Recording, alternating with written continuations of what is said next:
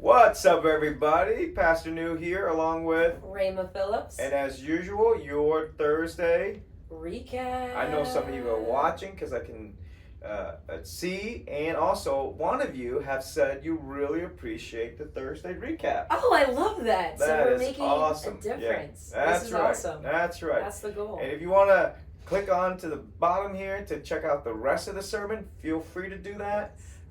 And let's get rock and roll. Let's go. Let's get right into it. Let's hear it. Okay, so you did not preach this Sunday. I did not. It was Joe Sharp, one of our elders.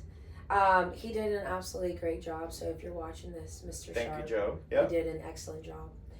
So we're continuing in our Circle, Triangle, Square series, and today was all about communication. Yep. And I actually studied communication in school. You told me that last time. I know. Yeah. I just like to bring up the college degree, guys.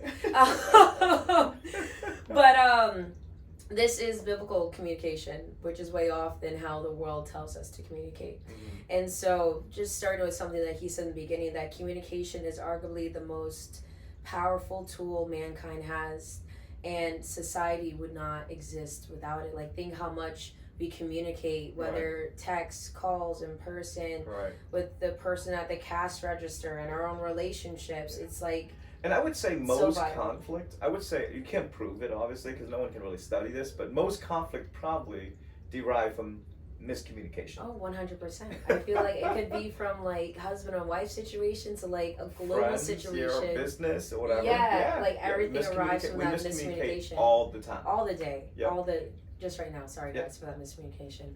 All the time. There we go. All the day. All right, let's get into it. Okay, so starting off, we talked about like what communication can do. So communication can clarify or it can confuse. Communication can encourage or it can tear down, and communication can enlighten or it can conceive. Going back to Genesis 1 through 5, and 3, 1 through 5, and then 3, 11 through 15, talks about the story of Eve, how the very first dialect of communication was between her and the serpent, and it was of deceit. Mm-hmm. And I thought that was so interesting that the very first conversation that was recorded in outside of God. Outside of God, yeah, right, that's important. Outside of God was deceitful, like with us humans. Right.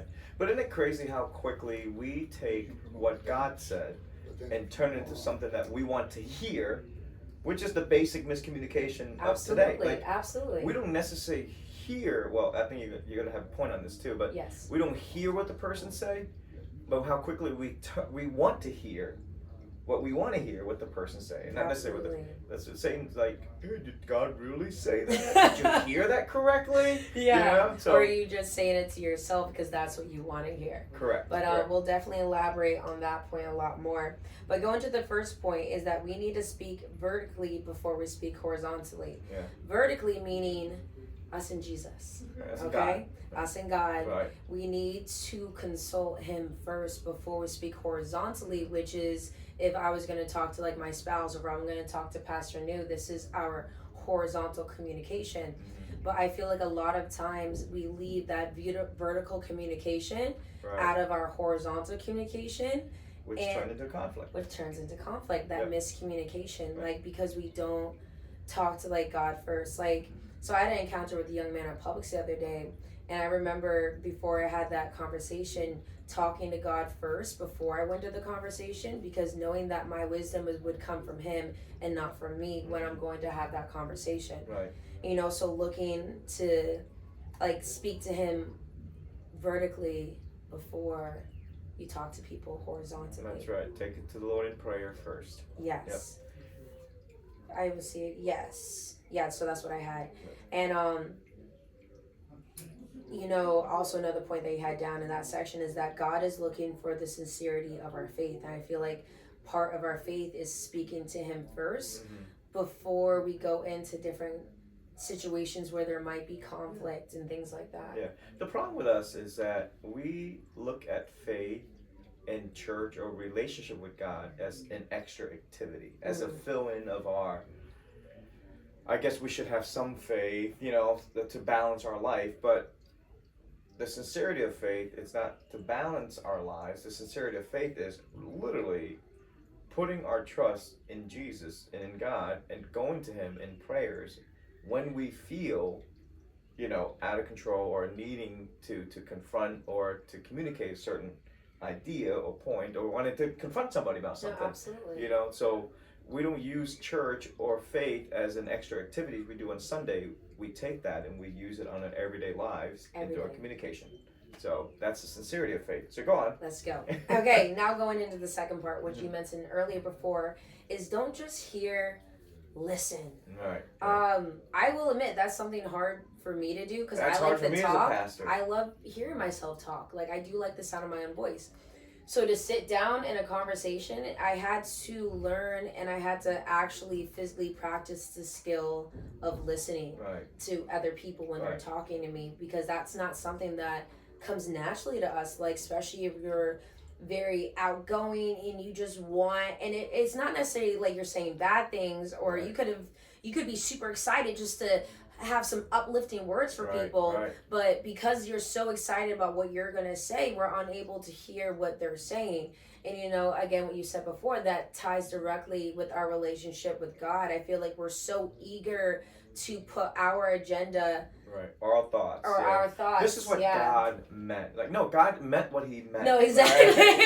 He didn't need you to tell Him what He meant. Right? Yeah. He's like, no, that's what I said. No, exactly. Like even referring, like talking about the Bible, and how when Jesus said something, especially in the red letters, we learned this a lot covering the red letters series we did. When He says something, that's what He means. But I feel like a lot of times we even take Jesus's words out of context and be like, well, what about nowadays? Or like be like, oh, this happened 3,000 years ago. It doesn't apply now, like even though it does. It's a timeless sin book, is guys. Sin is sin. It doesn't matter when it's said; it's still sin. Exactly. But here's the point about the listening. Sometimes we listen to respond. We're not listening to understand. That's the hard part. The hard part is like we get so angry, which I do. I'm a pastor, and I do, and all of us do. We all do. We want to tell the person what we want to tell them instead of listening to understand, so we can understand the position. We just want to respond. Like, I want to respond. You need to hear this about what I want to say, and that's where we start to get in the trap of hearing but not listening. So practice listening first before responding. Always. One thing that I like to point out is James 1:19, which fixes this so perfectly. Being quick to listen, slow to speak, and slow to become angry. And like Jesus literally tells us, like the Bible tells us how to live that life, but yet people doing like all these studies about it nowadays. What's crazy? It says quick to listen, slow to speak, and slow of anger. Right. So it does not mean you're not going to get angry. It just means let anger be the last thing in your communication. I just realized that. Right? You know what I mean? Like, it's not saying you'll never be angry, because we're human, we're going to get angry, but let anger be the last thing in your communication. Exactly. That's cool. I thought that was super cool. I didn't realize that. But go on. Next.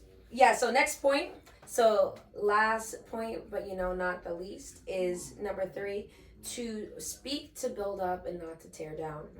I think this is so important. And, I work in a field as a personal trainer where it's my job to build up, and I also work with a lot of kids. And I actually... No pun intended. Build up. Oh. But one thing that I had to learn was how to properly speak to people when I'm coaching. And again, it's another thing that's like learned. I actually did like this seminar type thing when I was going to become a gymnastics coach, and it taught about how to properly coach a child so that you don't unintentionally tear someone down, because you may just be in a correction, see it as a correction, but they can be like, I suck at the sport, I'm never going to go anywhere. So how you talk to people to make sure that even if you do give those corrections, to make sure you build people up in the process. So always building up and never tearing down with your words. Right. And we're not saying this is easy. It's not. But it's definitely worth it. This is our basic human sinful nature. You're going to struggle. You're going to suffer. You're going to say things that you don't mean to say. These are principles from Proverbs that help us to practice your life in Christ, understanding the correct way of communication, so help improves our relationship. There's no guarantee that you can follow this 100% because you're still sinners, but it definitely guarantees that your life will have less conflict because you're taking these steps in your communication skills. Absolutely. Right. So, I would like to end. Go with ahead. Something. Go ahead. Which I thought was. We got a poem. A No, I'm poem. just kidding. No, just a quick point. You can't reason when you're raging. That's big church quote. I know, right? That's big church quote. Definitely Instagram worthy. But keep that in mind when you go throughout your day today. Yeah. You can't reason when you're raging. God bless you. Pastor New here. Raymond Phillips here. Peace. Peace out, guys.